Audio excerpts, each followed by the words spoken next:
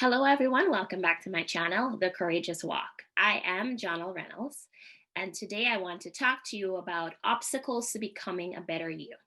We're in a new year, and so many of us have made New Year's resolutions, have decided that we will make changes, right? Whether we're breaking bad habits, creating new ones, doing things that we were afraid to do in the past.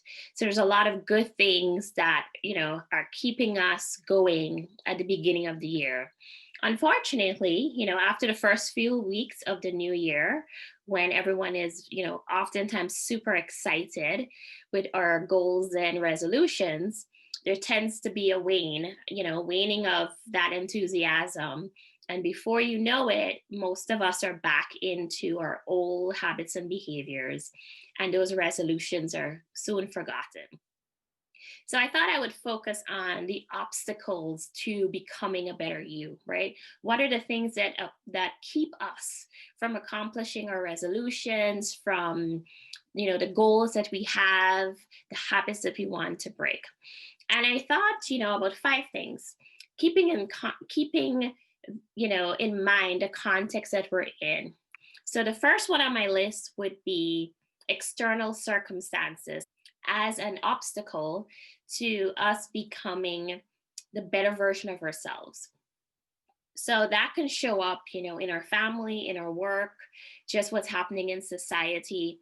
So if there's a lot of horrible things many of us are triggered by, meaning that we were planning to, for example, have a better mindset in the way that we deal with people, or to focus on more positive things, or to um, sort of focus on our well being. There's so many things that we would want to do differently, but what is happening around us, right, in terms of the pandemic and people dying, and there's seeming to be no hope.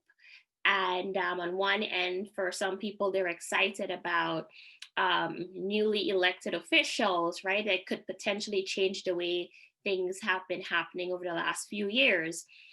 So for some people, that is hopeful, right? And then for other people, they see it as, like the opposite effect of that being something that is entirely dire. So a lot of how we respond to ourselves and where we want to go could be impacted by what is happening around us, right? So, for those of you who invest, the stock market could have, a dire effect on your financial gains, or it could be positive, right? Depending on what is happening.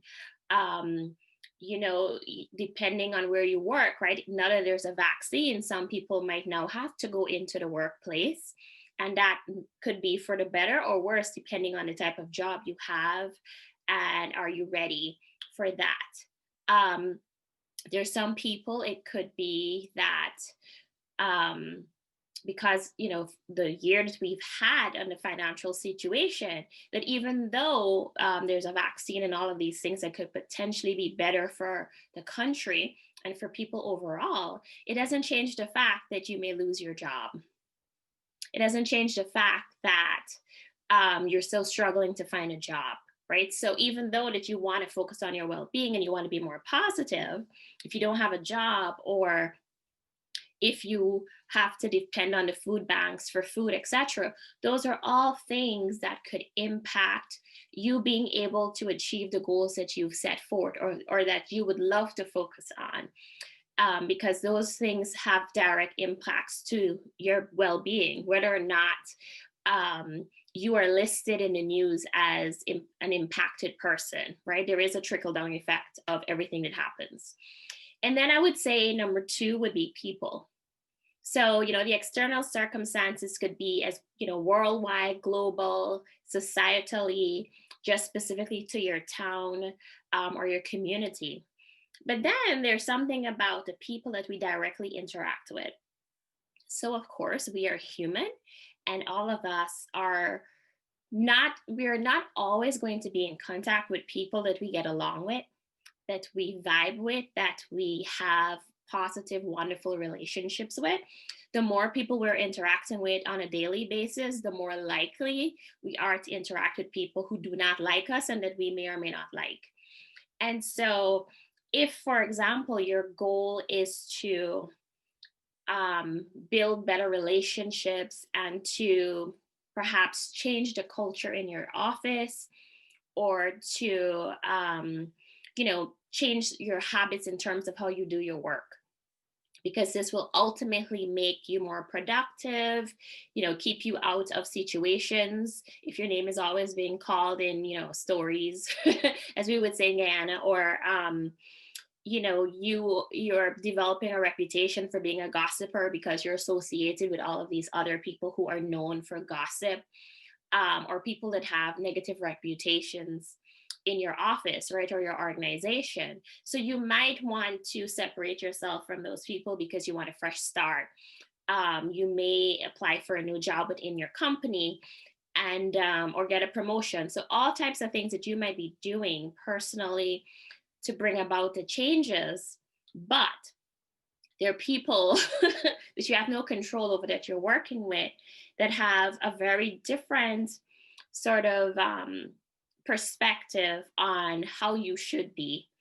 And one of the things that we learn when we're being trained as clinicians is, there's this sort of analogy of thinking about change in terms of a thermostat. So, there's a temperature, the ideal temperature that you have set for a particular room in your house. And if it gets too hot, the thermostat will regulate it back down to that temperature. If it gets too cold, it will be regulated back to that comfortable temperature. Now, if we think about that in terms of an individual trying to make changes in their life. And so, if, for example, in your office, you're the type of person that you don't know how to maintain privacy and confidentiality, everything that happens, um, you're the one who will tell everyone about it. So you're known as the gossiper. And your decision for the 2021 is that you will be minding your own business for this year. And so one of the ways in which to, you know, one of the obstacles that you will start to see as you want to change is that the people around you are used to you behaving in a certain way. And it just makes sense that if you try to be different, so for example, something happens and people are coming to you to find out, what really happened. And if you choose to say, no comment, I have no idea, maybe you should talk to so and so in order to keep yourself out of it, more than likely things will amplify, because people want you to be who you've always been. They don't want you to change. Even if they're saying that with their words, it is comforting in general for predictability. And part of predictability is that you are doing what you've always done. If you change your behaviors, it means now that the people that are used to you behaving in a certain way, they now have to change their behaviors as well. Because if they want to know, the scoop, they can no longer come to you, which means they now have to find someone else to do that. And who wants to change? Most people don't want to change, right? And they certainly don't want to change if you're the source of them having to. So you're more than likely to find resistance from people who are used to you behaving in a certain way. And they're going to try to corner you, put you in situations where they can sort of force you to do what you've always done. Now, in order for change to truly happen, you have to be consistent in your responses and where you're going until people around you get used to you, and they either leave you alone or they change accordingly. But the moment you're like this, right, and you're fluctuating in those changes, you are not going to be able to succeed in that area. So the people around you play a big part in you being able to accomplish what it is that you're setting out to. If you're trying to lose weight, right? So fortunately, many of us are working virtually, so that you're not tempted by, the donuts and the goodies that are just laid out there waiting for you to overeat. Some of the bad things that you may have been eating while you were at work, because it's there, it's tempting. Perhaps you have more ownership because at home you only have the healthy things that you need to eat in order to whatever it is that you're doing, whether it's eating healthier, exercising, whatever it is that you're doing, surround yourself by people who can help you with that. And they're going to be people you can't control, right? You're stuck with them because you work with them, but you are in control as to how much influence they can have. And in some cases, you'll just have to be very firm and say, I am sorry, but I cannot participate in these conversations. I cannot go out to eat with you at these places because I'm on a budget, or I'm only eating healthy, whatever it is. You're just going to you will just need to be clear from the get go. Then I think about, so those are the external factors that can impact you, accomplishing your goals and becoming a better you. But then there's the internal part where you have control, right? Your thought process. What are your thoughts? What are the belief systems that you're still holding on to? Are you giving into the temptation, like you have set out? Like, for example, one of my goals for the new year is to, get at least 8 hours of sleep and be up by 7, and, exercise, right? At least 3 days a week, because that's more manageable for me than to say I will exercise every day, because then I'll lose motivation. And so, which means that I have to go to bed at a certain time in order to, when I do wake up at 7, even if I snooze once, I'm well rested with energy to do all the things that I have in store before I start working. And, very easily, especially if it's snowing or it's particularly cold, your thoughts will be like, you know what, you can do it tomorrow. Why don't you just, you're so tired. Why don't you snooze a little bit more? And I remember, like, the first day that I was starting out to say I'm going to be waking up early, it was such a struggle to get out of bed, which is why I started practicing getting up early before the official day so that my body will start to get into the habit. But I remember the thoughts that I was having while I was snuggled up in my bed about, I'll snooze one more time, 10 more minutes.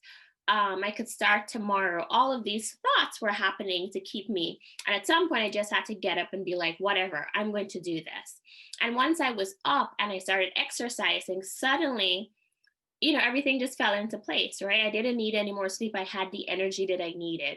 And so sometimes the obstacles are ourselves, our own thoughts, our own beliefs that we have playing in our minds that we allow to keep playing out.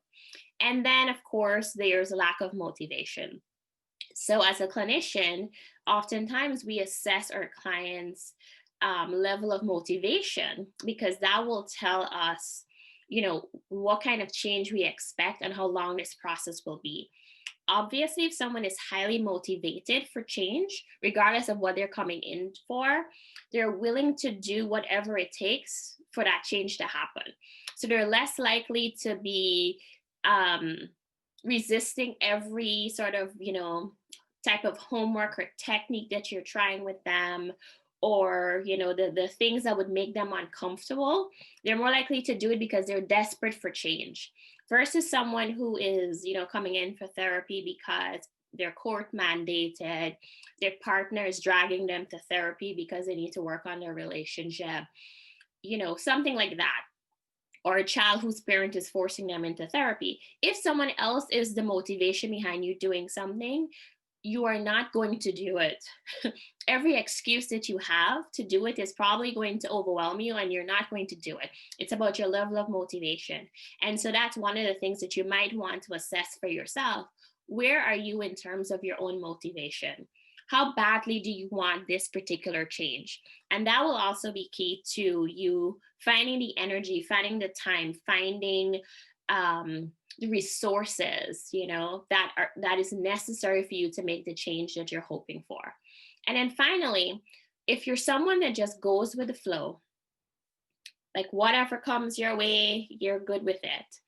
I feel like if you're going to make changes, you have to have a goal. You have to have something that you're aiming towards. You have to have some type of plan. It doesn't mean you have to be rigid with that plan. There could be and should be some level of flexibility, because we have plans and then the world has other things that come up. But certainly there should be something that you're working towards, as opposed to you just wake up and then, okay, well, I'll do whatever feels right in the moment. That is not going to help you to be the best version of yourself, because it's really hard to look back and reflect and think of, well, have I accomplished anything? How do you know if you've accomplished anything if you haven't even had a plan? And so for me, when I think of, obstacles to becoming the better version of myself, obstacles for others becoming the better versions of themselves, these are some of the things that come to mind. So external circumstances or situations we're in, the people that we're surrounded by, our thoughts and beliefs, our own lack of motivation, and of course, just going with the flow, hoping for the best, but I'm all right, regardless of what happens.